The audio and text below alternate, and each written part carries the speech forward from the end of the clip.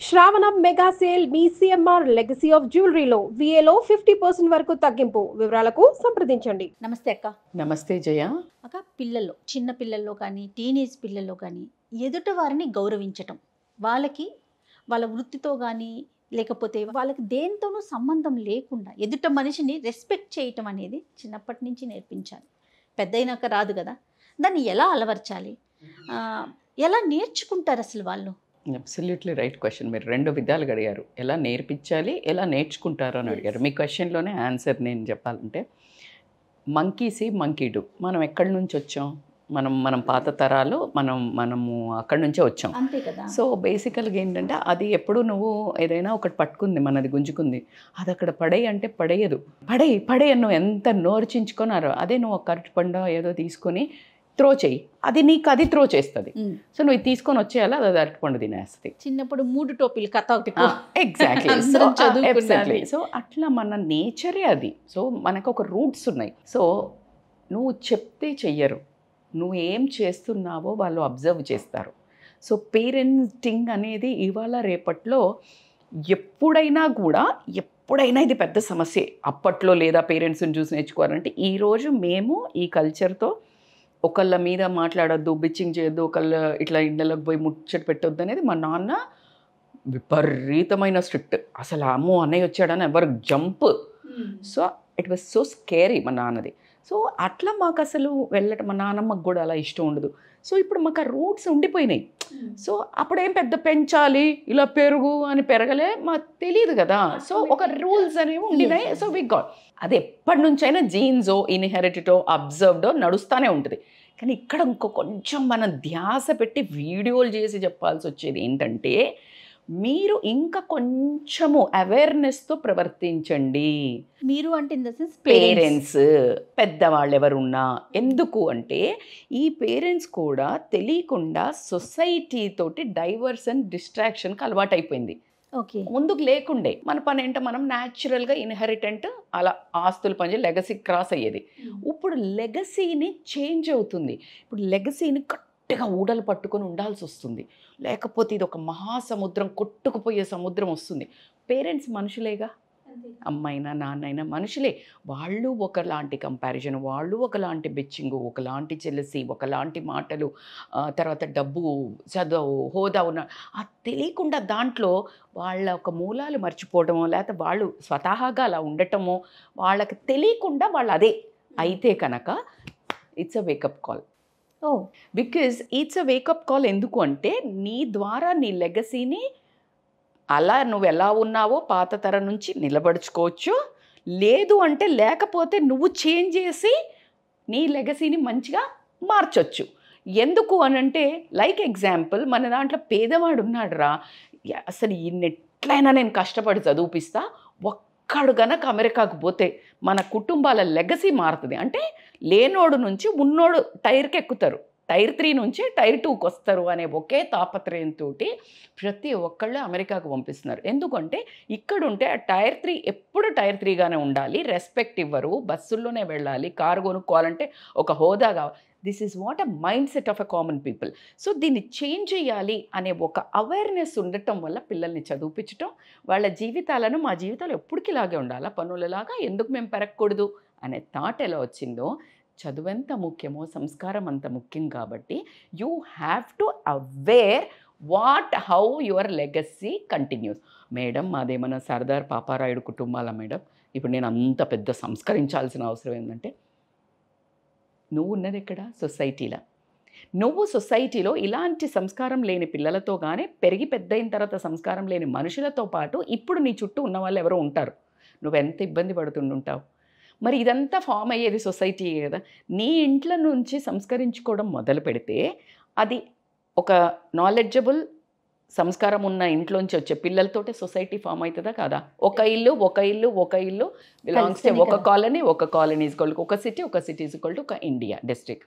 So this is how it builds model humility in the sense, వాళ్ళకి మీరు తప్పు చేసి వాళ్ళకి మిస్టేక్ చేస్తే, నేను చేయలేదు, ఇద్దరు కొట్లాడుకుంటున్నారు అమ్మ నాన్న, ఎవరో ఒకళ్ళే తప్పు చేస్తేనే గొడవ స్టార్ట్ అవుతుంది. తప్పు ఇన్ ద సరే అదే పెద్ద నిన్ను ఉరి శిక్ష చేసే తప్పులు కాదు, చిన్న చిన్నగా ఉంటాయి. ఉప్పేసావనో లేకపోతే ఇదేసావనో లేకపోతే ఎందుకంటే ఏమన్నా మిస్టేక్ అని పోయారు, అరిసిపోయారు ఒక్కొక్కసారి ఎమోషనల్ బ్యాలెన్స్. పిల్లల ముందు యూ కీప్ సేయింగ్ సారీ, నేను తప్పు చేశానే, ఏమండి నేను తప్పు చేశాను. దెన్ పిల్లలకి ఓకే తప్పు చేయకపో నేను ఎట్లా తప్పు చేస్తాను నేను అనలే. So when you start saying this, పిల్లలకి అదే అలవాటు అవుతుంది. వాళ్ళు ఎప్పుడు వాళ్ళ మిస్టేక్ని ఒప్పుకోరు. మనిషిలో చేంజ్ అనేది ఎప్పుడు మొదలవుతుంది? తప్పు చేసామని తెలుసుకున్నప్పుడు చేంజ్కి ఆస్కారం ఉంటుంది. చేంజ్ లేకపోతే గ్రోత్ ఎక్కడిది? Correct. So this all interlinked. It's a big huge topic కదా Jaya. So it's a huge connected topic. So you need to model humility. అట్లాగే వాళ్ళకి ఎప్పుడు అప్రిసియేషన్ చెప్పాలి ఎఫర్ట్స్కి. అంతేగాని నువ్వు ఏం చేసావు, ఏమొచ్చింది అంటే నువ్వు ఫెయిల్ అయ్యావో లేకపోతే ఏదో కాదు. అరే బాగా చదివావురా, ఐ థింక్ ఎక్కడో మిస్ అయినట్టుంది. ఎఫర్ట్స్ అయితే బాగా పెట్టావు, కానీ ఒక్కసారి చూడు నువ్వు ఎక్కడ మిస్ అయిందో. ఎఫర్ట్స్ని ఫస్ట్ అప్రిషియేట్ చెయ్యి, తర్వాత నువ్వు చెప్పాలనుకున్న మెసేజ్ చెప్పు. వాళ్లకు సేమ్ అలవాటు అవుతుంది. బాగా ఒక సంస్కారంతో మాట్లాడడం, తప్పుని క్రిటిసైజ్ చేసే విధానము హార్డ్ టోనా, బాధ పెట్టి టోనా, కరెక్షన్ టోనా. నీకేం కావాలా? మార్పు కావాలా, అంతే కదా. అంతేగాని ఇప్పుడు నువ్వు పెద్దగా అయిపోయావు, నువ్వు గేడు అయ్యావు, నీకే సంస్కారం లేదు, చిన్న బుజ్జోడికి అట్ట చెప్పాలో, నువ్వే గయ్యమని ఎగ్గబడేట. అర్రే వాడు చిన్నోడు, నువ్వు ఒక్కసారి రివైజ్ చేసుకోవండి అనేటప్పుడు నువ్వు ఎన్నిసార్లు ఫెయిల్ అయ్యి ఉంటావు, ఎన్నిసార్లు నువ్వు చిన్నప్పుడు ఎన్ని తన్నులు తినుంటావు. Once you just get back. So appreciation and ఎఫర్ట్స్ని అప్రిషియేట్. కానీ అప్పుడు ఏమనుకుంటామంటే జనరల్గా నేను సరిగ్గా చదవలేకపోయాను, నేను చాలా తిట్లు తిన్నాను, నేను బాగా ఫెయిల్ అయ్యాను, నేను ఇక్కడ తాగిపోయాను, కాబట్టి నా పిల్లలు చాలా పర్ఫెక్ట్గా ఉండాలని ప్రతిదీ కరెక్ట్ చేయడానికి అదే మీరు చూసారు. Tonality is very important. వాడికి నీకేదో చూపించుకోవడానికే వాడి ఇప్పుడు పిల్లలు ఏమంటున్నారు అంటే మీకోసం చేశారు, మీకు చూపించుకోవడానికి చేశారు, మీకు పేరు రావాలని చేశారు అంటున్నారు. సో నీకు అది వాళ్ళకి కనిపించకూడదు. నీకు కనడమే నీ బాధ్యత, పెంచటం నీ బాధ్యత. వాళ్ళ రాత నువ్వు కనలేదు అనేది ఎంత వాస్తవం అంటే నువ్వు చెప్పాలి. కానీ మమతతోటి ప్రేమానురాగాలతో చెప్పడం ఒక్కటే తల్లి తండ్రిగా మిమ్మల్ని పెట్టాడు. లేకపోతే హాస్టల్లో పుట్టి అందరినీ ఒక దగ్గర టపా టపా టపా పుట్టించేసి అందరినీ ఒక డార్మెటరీలోనూ ఒక హాస్టల్లోనూ పెంచేవాడుగా దేవుడు. సో తల్లిదండ్రులు అందుకు ఇచ్చారంటారు. ఓపిక, టాలరెన్స్. తల్లికి క్షమత ఎందుకు ఇచ్చాడు? అమ్మ ఈమె సరిగ్గా పెంచదేమో, ఉండు అసలు టెస్ట్ చేస్తా, ఎప్పుడు 9 నెలలు లోపల పెడతా, లోపల బాగా కాపాడుతుందా లేదా, కాపాడకపోయినా ఒక నేర్పిస్తా. ఆమెకు అది లేదనుకో స్లోగా 9 months, it's a huge time. Build the tolerance. So ఈ టాలరెన్స్, ఈ కష్టాలు ఈమెను చూస్తా అమ్మ 9 నెలలు మెంటల్ ప్రిపరేషన్. ఈ పిల్ల పెరిగితే ఇంత సంపాదించాలి, ఇంత దాచిపెట్టాలి, అంటడా. This all is like a planning, preparation. దేవుడు బాగా ప్లాన్ చేశాడు, మనకే సోయి లేదు. మనకి రేపు పెళ్ళి అయ్యేటప్పుడు, రేపు పెళ్ళి అంటే అప్పు ఎవడిస్తాడు? అరే ఇప్పుడు పుట్టిందా ఆమె, ఎప్పుడో 18 ఏళ్ళ కింద పుట్టింది, 20 ఏళ్ళ కింద పుట్టింది. You didn't plan. Yes. So this is all the big topic anyways. So cut short, again appreciate. అట్లా కాకుండా వాళ్ళకి సర్వీస్ చాలా ముఖ్యమైనవి చెప్తున్నా నేను. It's a huge topic, service and responsibility. Service అంటే ఎంతసేపు మనకేమొస్తుంది, మా ఇంటికి ఏమొస్తాయి, మీరేమిస్తారు, మీ ఇంటికి వస్తే ఏమిస్తారు అన్నట్టే ఉంటుంది. మా ఇంటికి వస్తే ఏం తెస్తారు, మీ ఇంటికి వస్తే ఏమిస్తారు, అలా పెంచకూడదు. నువ్వు you have to make them service చేయటము. ఎవరో ఒకళ్ళు ఇట్లా పోతున్నారు, అరే లేవండి, కూర్చోండి, రండి, లేవడము, ఇలాంటివన్నీ ఒక కల్చర్ నేర్పించినట్టయితే వాళ్ళు లైఫ్లో ఒక అద్భుతమైన హ్యూమన్ బీయింగ్గా మారడం జరుగుతుంది. అలాగే రెస్పాన్సిబిలిటీది ఇంట్లో కంపల్సరీ ఒక రెస్పాన్సిబిలిటీ ఇవ్వాలి. అరే నాన్న ఈ మంత్ పాల బిల్లు నాకు గుర్తుంటుంది ఉండదురా, నాకు చాలా ఉన్నాయి, నువ్వు గుర్తు పెట్టుకొని కట్టు. అంతవరకు చాలంటారా? ఒక్కొక్కటి ఇది యాడ్ చేసావు వాళ్ళ ఏజ్ని బట్టి. ఏజ్ ఉంటుంది కదా, అకార్డింగ్ టు ద ఏజ్. లేదు అని అంటే దిస్ వీక్ నీది తినని పిల్లలు ఉన్నారు, సతాయించే పిల్లలు ఉన్నారు, వాళ్ళకి ఏం రెస్పాన్సిబిలిటీ ఇవ్వాలి? దొంగకు తాళం చేతులు ఇచ్చినట్టు ఈ వీక్ నేనేం వండాలో you make a time table, plan and kitchen దగ్గర స్టిక్ చేయి. నీకేం కూరలు కావాలా, అయిపోయి. అసలు నీ హాఫ్ ఆఫ్ ద ప్రాబ్లమే పోయింది. నువ్వు థింక్ చేయాలి, వాడు తినకపోతే లొల్లి పెట్టాలి. వాడికి అబ్బా నా ఇష్టం ఉన్నాయి చేస్తుంది, అమ్మ నీ పని తగ్గింది, నీకు లోపల సీక్రెట్ అయిపోయిందే. Super. So this is a one kind of responsibility depending upon your issues. వాళ్ళకి అప్పచెప్తే అప్పుడు తెలుసు, ఓ ఇది ఇంత కష్టమా, మూసుకొని ఇంకొకసారి వాళ్ళు కమ్యూన్ చేసుకుంటారు. సో సేవ, సర్వీస్ అండ్ రెస్పాన్సిబిలిటీస్ అనదర్కి. అట్లా కాకుండా మిక్స్డ్ కల్చర్ని అలవాటు చేయాలి. ఈ కల్చర్ షాక్ ఎక్కువ తగులుతుంది పిల్లలకి. అంటే like if you are like let us assume Telugu, ఇప్పుడు ఒక నార్త్ ఇండియన్స్ ఎవరైనా కలగానే ఒకేసారి వాళ్ళు ఏదైనా చేసిన ఒక వింత, ఒకవేళ నార్త్ ఇండియన్స్ కొంచెం డిఫరెంట్ డ్రెస్సింగ్ ఉంటుంది, కొంచెం బోల్డ్ ఉంటారు. సో వాళ్ళని చూడంగానే వీళ్ళు వెటకారంగా నవ్వటం. అప్పుడు ఏమవుతుందంటే, ఇప్పుడు మన అమెరికాకి వెళ్తే అమెరికా వాళ్ళు తెలుగు వాళ్ళని ఎందుకు ఎగతాళిగా అన్నట్టు చూస్తారు? Because we should not bother about them, we should move. కానీ మనం ఏం చేస్తాం? అబ్జర్వ్ చెయ్యి, move on. You need to be like a Roman in a Rome. Yes. So like that you need to make them understand. అందుకనే ఎక్కువ ఈ మధ్య స్కూల్స్లలో ఆ కల్చర్ ఉన్న స్కూల్స్ వేయటం అవన్నీ చేస్తున్నారు. సో అదొకటి ఇంపార్టెంట్. ఇంకొకటి డబ్బు సంస్కారం నేర్పించాలి. చదువు సంస్కారం అన్నారు, చదువు వేరు సంస్కారం వేరు. చదువుతో సంస్కారం వస్తుందని ఎవరు చెప్పాల, అందుకే ఇమ్మీడియట్గా చదువు సంస్కారం అన్నారు. సో కాబట్టి దాంతోపాటు డబ్బు సంస్కారం ఇప్పుడు చాలా ఇంపార్టెంట్. డబ్బు సంస్కారం ఏంటి? అసలు డబ్బుని ఎలా ఉపయోగించాలో తెలియనప్పుడు, నీ నాలెడ్జ్ను ఎలా ఉపయోగించాలో తెలియనప్పుడు, నీకు ఒక చేతిలో ఒక కత్తినిస్తే ఎలాగో ఉపయోగించాలో తెలియనప్పుడు, ఆ కత్తిని నువ్వు కూరగాయలు కోస్తావు, ఫ్లవర్స్ కోస్తావు, ఇంకేం చేస్తావు, ఇంకోటి పీక్ కోస్తాడు. కత్తి ఒకటే.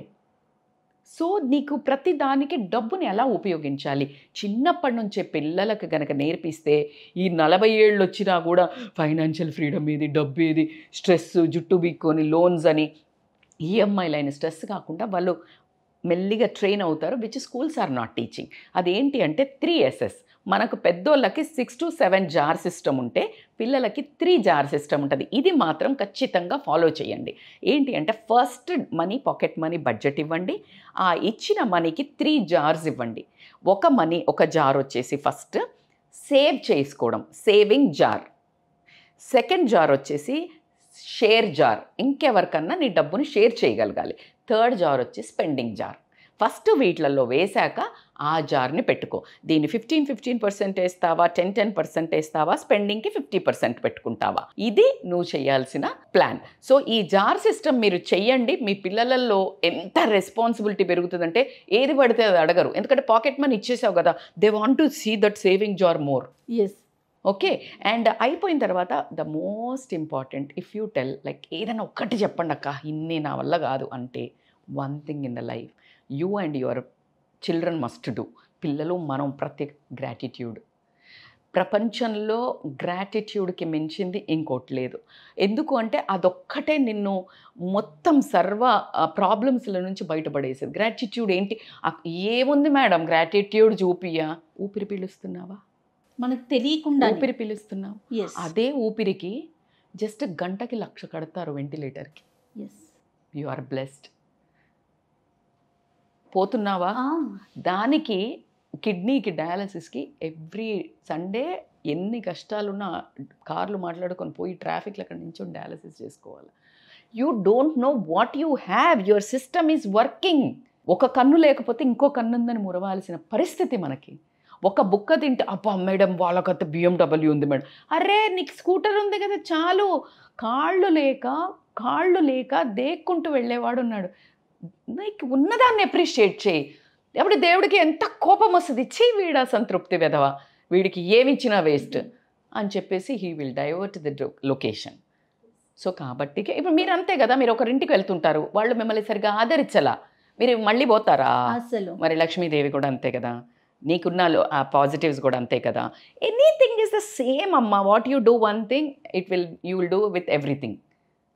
సో ఇది ఒక ఆలోచన కనుక పెట్టుకుంటే, అండ్ వీకెండ్లో ఈ డిస్కషన్ రావాలి. ఇప్పుడు ఈ పాయింట్స్ చేసేవి ఉన్నాయి కదా, అరే ఏం సేవ్ చేసినావు చూపు, ఎంత సేవ్ చేసినావు చూపు, నీ గ్రాటిట్యూడ్ లిస్ట్ నాకు చూపించవా, నా గ్రాటిట్యూడ్. పేరెంట్స్ కూడా చేయాలి అసలు అనర్గళంగా.